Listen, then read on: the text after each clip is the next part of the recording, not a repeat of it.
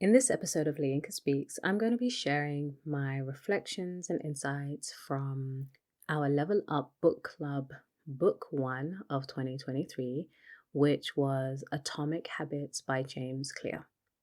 Now, you know the thing about this book, I think I was unconsciously avoiding it and had been unconsciously avoiding it up until the point where we read it for the book club, mainly because I have a grounded knowledge of how habits are formed neurologically, that I felt, yeah, I know this stuff. I know how the neural pathways are created, etc. I get it. Yeah, I don't need a book to tell me anything more. Well, let me tell you something. This book humbled me, and it reminded me straight off the bat, there are many things that you know. And LaYinka, there are many things that you do not know. And there are many things that you do not know about the things that you do know. And so, yes, I was truly humbled, and I'm grateful that I was humbled because it allowed me to become open and to check myself and to be checked. James Clear, thank you. So, yes, I'm very grateful for that eye-opening reminder. And for sure, he did not disappoint. Because by the time I reached the end of chapter 1, I was looking at the sky.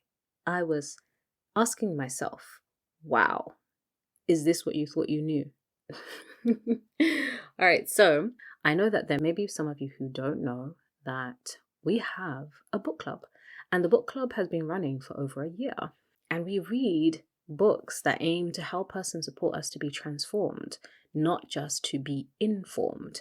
And so all of the books that we choose have an action-based element that we're taking action on what we read. If you want to know about our past 2022 book reads, our current 2023 reads, and you are interested in joining a community of women who are reading to level up, go to LaYinkaSanni.com/book club and find all the deets and join us if you wish. It would be awesome to have you. Of course, remember, it is for ladies only. So if you are a dude, apologies, it's not open to you. Okay, so back to Atomic Habits. One thing that I love about this book is that it is very easily digested and also very, very practical and applicable. So the journey that James takes you through in this book helps you to actually put the things into action. By the end of the first chapter, my brain was opened because in that chapter he was talking about how we fall to the levels of our systems, and our systems being things that include our thinking, our beliefs, our assumptions. And one of them is the idea of things not working and how small changes make no difference. And he shared a simple story of ice, like a block of ice, and how below a particular temperature, it's not melting. It's going to just remain ice. And there's no water residue that's showing, right? But with each incremental increase of the temperature in the room, the temperature will reach a point where it will start to melt the ice. But our issue is we turn up the temperature a degree and we see no change. We have this belief then that it's not working, that nothing is making a difference, that there is no change. It made me wonder how many of us give up on ourselves, give up on change, give up on healing, give up on things because we've decided that the action that's happening, what we are doing, isn't good enough. It's not significant enough. It's not making that much of a difference. There is no point, right? And it was interesting for me to step back and even look at things that clients have said to me and say to me about change, and how easy it is for us to decide that something is not working because we have yet to see significant or significant enough change. We feed into the idea that we're broken, they're broken, this is just how things are, this is how things will be, this is just how I am, because we believe that nothing is happening or working or is different. And it got me questioning, how many times have we given up? And how true is it that there is no difference and that it isn't working? And if that isn't true, then what could be truer instead? just right off the bat from the book, I started reflecting on the significance of small changes. But it also got me thinking of our Creator loves things that are small and consistent. And so imagine how much of the love of our Creator that we have given up on, that we have pushed to the side inadvertently because we've decided that these small things are insignificant and they don't matter. It also got me thinking and wondering how we look for big changes as a sign for validation, as a sign of proof, and that we want big changes to be right now. But shifting our thoughts and shifting the way we see things actually can help us to get to where we want to get to if we decide to remain steadfast. Another part of the book that really stood out for me was from chapter 2, where James Clear was talking about the layers of behavior change. And he talks about how there's the outcomes layer, the processes layer, and the identity layer. And how if we were to really want to get change in our behavior and in our habits, it's about really first looking at our identity encompassing our beliefs, our perceptions, our self-image, our worldview, and how habits are really a part of our identity. There was a phrase that he uses where he said, every action you take is a vote for the type of person you wish to become. And again, that was another OMG moment. Got me thinking and wondering, okay, so when I go for maybe sugar in my cup of Earl Grey, as opposed to nothing to sweeten it, what is that action of going for sugar a vote for? Is that action a vote for my health, for instance? When I decide that I'm not going to go to the gym and instead I'm going to have a lie-in, what is that action a vote for? Neither one of those particular choices is a terrible choice, right? A bad choice, but it depends on the identity that I am wishing to embody. When I decide that I'm going to scroll on social media for half an hour, what is that action a vote for? What kind of person is that action a vote for? And to kind of just inverse that, to flip it, it would be to ask myself, is this action a vote for the type of woman I say I want to be? So is this choosing to go for a run a vote for the identity of a woman who is a runner? Is this reading a book half an hour before bed a vote for the woman who reads daily before she goes to bed?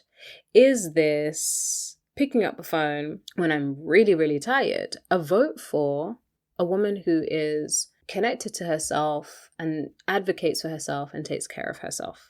It's definitely a question that we want to really, really mull over. And I would get you to start to think, how does that particular idea land for you? Thinking about your current habits, your current actions, what are they a vote for? What kind of identity or what kind of woman, person are those actions or habits a vote for? What's the type of woman you wish to become or person that you wish to become, for the men who are listening to this as well? What actions match that identity? It is definitely something to sit with, because when we are conscious of our actions and we become conscious of our actions, we get to see how we are showing up and truly what our actions say about who we see ourselves as. Another reflection from Atomic Habits that hit me like a brick was in chapter 11, where he's talking about movement and motion. I was going to say I felt personally attacked, but no, I just felt as if, there are enough of us in the world that James is basically writing about us, where he talks about the difference between action and motion, and how motion doesn't mean that we are taking action. Now, I've coined the term active procrastination. Not meaning that I'm taking action and not doing what I really should be doing. That, I think, is just plain old procrastination. You're supposed to do something and you're doing something else. No, active procrastination, in my estimation, is what James describes, where you planning and strategizing and learning and researching all the things for the thing that you really want to do. Let's say I want to become a runner and I want to run a 10K race. Yeah. Okay, cool. Now I can go into this thing of, okay, what is the best gear? What kind of clothing is best? What is great for wicking moisture? Which one is going to give me the ability to run as fast as possible without holding me back and weighing me down? What are the best shoes? Oh, maybe I need to go and, find the best shoes and research the best shoes in order to run. And what about the fabric? What fabric is the best fabric to ensure that I can have an amazing 10K race? And what about the terrain? Where are the places that I'm going to train? Let me just think about the terrain of the different places that I'm going to train. Baby girl, get your gear on, get outside, and go for a run. That right there is action. Everything that I said prior to that was active procrastination, what James calls motion. Action is the type of behavior that will deliver you an outcome. But what we do, we go into a place of motion because it allows us to feel like we're making progress without running the risk of failure. Yeah, when I got to that line, I was just like, James, man, like, what's your problem? No, legit, what's your problem? Why are you rinsing me for filth out here in your book and letting all the humans who read it know? That's how I felt for real. It's active procrastination. You slip into a place of actively procrastinating or being in motion rather than taking action because you want to delay the failure that you have decided that you're going to experience. Motion and active procrastination makes you feel like you're getting things done, but really you're just preparing to get something done. You're not actually doing the thing. Doing the thing is doing the thing, actually getting it done. Everything else is just active procrastination. And one thing that I really loved that he says is that you don't need to map out every feature of a new habit. When you can plan a habit to the T, when am I going to read this? When am I going to do that? Writing it all down in the journal. Again, active procrastination. That's active procrastination. When you are just planning and researching and plotting and wanting to refine and redefining and defining and Do you feel that's act two? Do you feel that way? Because that's how I felt. James says, you don't need to map out every feature of a new habit. You just need to practice it. Get the reps in, because it is only through action that a new habit is formed. It doesn't matter how long you've been doing a habit for. What matters is the frequency. The frequency. So if you have been doing a habit once every month, let's say, for 2 years, that habit is not going to form and stick. But if it is a daily thing, a couple of times a day, in a month, that habit is going to stick because of the frequency of the repetition. And this is a whole neuro-linguistic programming, neurology, neuroscience, repetition and neuroplasticity, and how the brain can expand in being able to form new actions and do new things. Yes, we have to do the thing. There's no use in planning the thing, refining the thing, researching the thing. It's the thing that actually makes the habit stick. Another thing that I loved from this particular book is the importance of setting up your environment for you to win. Now, my personal win from this was the habit of reciting the Quran regularly. I have a specific space in my room where I keep my Quran. It's easily accessible, right? But I realized that I like to stack my habit of reciting the Quran with salah. So I would pray a prayer and then I would reach for the Quran. But the thing is, where my Quran was placed and where my prayer mat was located would require for me to get up, go over to the other side of the room, pick it up, bring it back, sit down and recite. This was not conducive in habit stacking because that action of getting up broke the state that I was in, the I've just finished praying, let me recite Quran state. It added a gap there. It interrupted it. And from that interruption, I could get distracted. Oh, I wonder what this, or who, I wonder what that. And so I realized that I needed to make it easy. And this is one of the laws that James Clear shares in the book, to make it easy for your habits, for the things that you want to do, make them easy for yourself.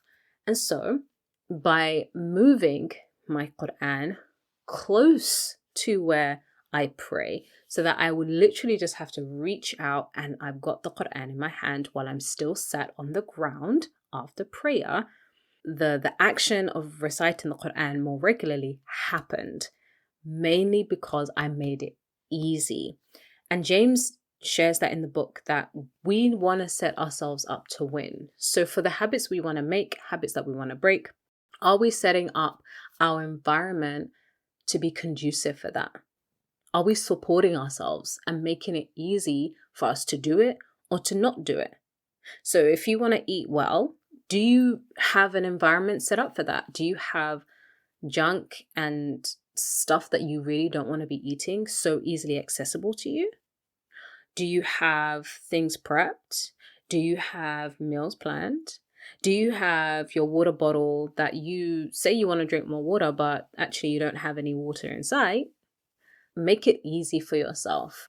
It seems so common sense and easy, but these are the simple things, the really simple things that can get us what we want or lead us further away from what we want. So that's what I have to share from our Level Up Club book 1 of 2022 read. It is a highly recommended book. Well, actually every book from our book club is highly recommended in my estimation. That's why we chose them. But for you to get an insight into how you make your habits, how you can improve your habits, the strategies, and the 4 laws to be able to increase in your good habits and decrease in your not so good habits, I definitely recommend James Clear's book. And if you want to join the book club, we do have a set of reflection questions for this particular book that act as a companion for you as you are reading, so you can further maximize how much you get out of the book.